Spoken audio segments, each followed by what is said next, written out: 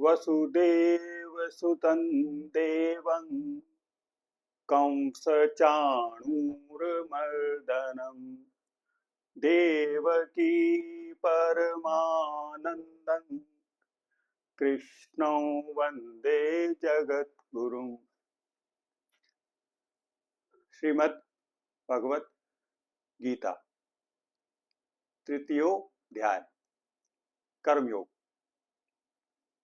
श्लोक क्रमांक 3।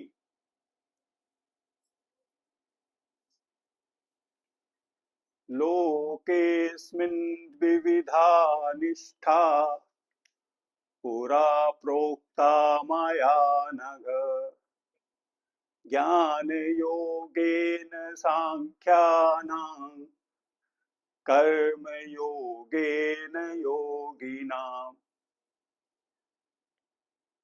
इस श्लोक में भगवान अर्जुन को बता रहे हैं कि इस लोक में मैंने आदि काल में दो तरह की निष्ठा बताई है। जो ज्ञानियों के लिए ज्ञान योग और योगियों के लिए कर्मयोग।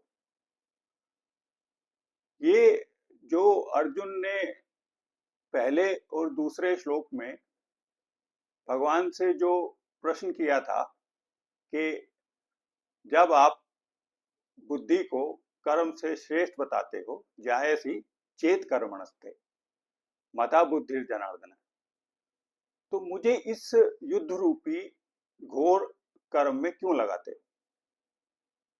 और आपके ये जो मिले जुले वाक्य हैं, इससे मेरी बुद्धि में मोह जैसा उत्पन्न हो रहा है।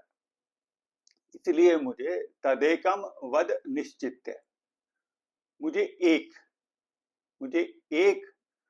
के विषय में बताइए जिससे ये न श्रेयो हम आपनुयाम, जिससे मैं कल्याण को प्राप्त हो सकूं। तो भगवान कृष्ण का जो उत्तर है वो ये है कि अर्जुन भगवान की बात को, जो दूसरे अध्याय में भगवान ने अर्जुन को पहले आत्मज्ञान के विषय में बताया, आत्मा के विषय में बताया और फिर कर्म के विषय में बताया, तो वो बात को समझा नहीं। उसने ये सोचा कि ये दो वस्तुएं हैं और एक वस्तु को धारण करने से मुझे मुक्ति मिल जाएगी। भगवान इस श्लोक में उस बात को स्पष्ट कर रहे हैं। उन्होंने निष्ठा शब्द का प्रयोग किया है।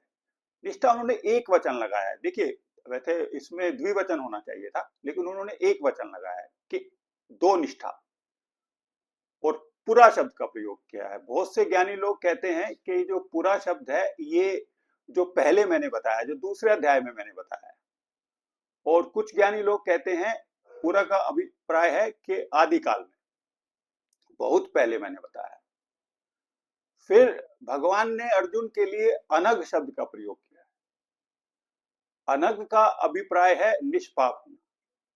अर्जुन का जो अंतःकरण है, अर्जुन का जो माइंड है, वो पूर्ण रूप से पाप रहित है, और इसीलिए वो भगवान के जो ये गीता रूपी उपदेश है उससे उसके लिए योग्य है, उसमें उसकी योग्यता है। तो ये आपके चित्त का, आपके माइंड का, आपके मन का शुद्ध होना बहुत आवश्यक है। और ये जो दो निष्ठा जो बताई गई है, ये अधिकार के हिसाब से बताई गई, अधिकारी के हिसाब से बताई गई है कि जो अभी जिसका चित्त शुद्ध नहीं है, जिसके माइंड में अभी मलिनता है, जो अपने आप को शरीर मानता है और शरीर के सुख दुख हानि लाभ उसको कष्ट देते हैं, उसके लिए कर्मयोग, उसको निष्काम भाव से, निस्वार्थ भाव से जो भी वो कार्य कर रहा है, अपनी आजीविका कमा रहा है, अपना परिवार का लालन पोषण कर रहा है, उसको वैसे ही करता होगा, लेकिन निस्वार्थ भाव से कि मेरे बच्चे मेरी सेवा करेंगे, कि मुझे धन प्राप्त होगा, उससे मुझे सुख मिलेगा।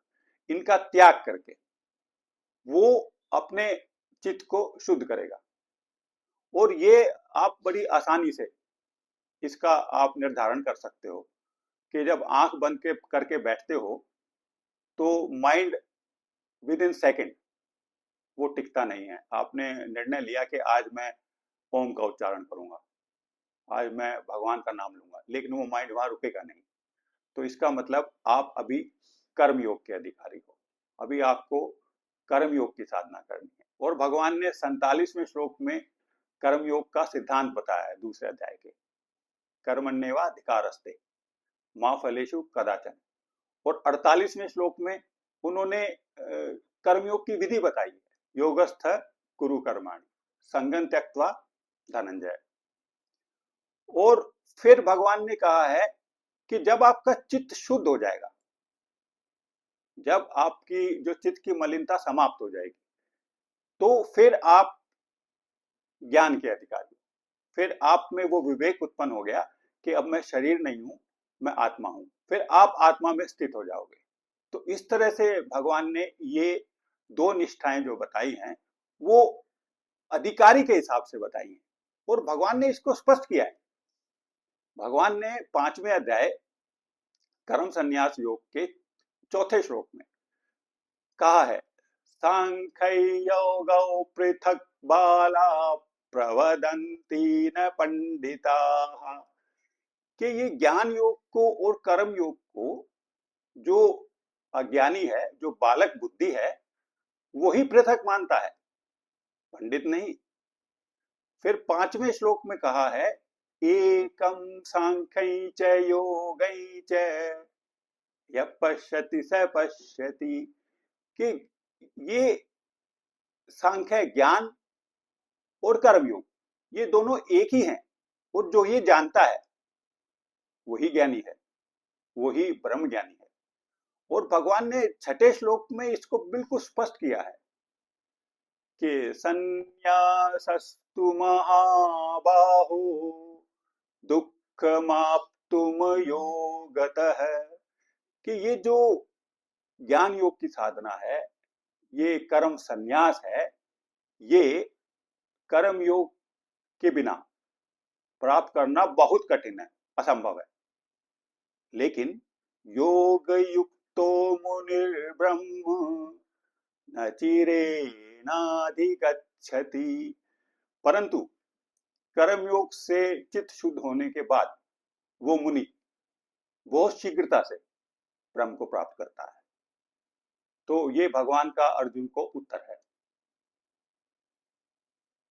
योगेशं सच्चिदानंदं वासुदेवं व्रजप्रियं धर्म संस्थापकं वीरं कृष्णं वंदे जगद्गुरुं, श्री कृष्णं वंदे जगद्गुरुं।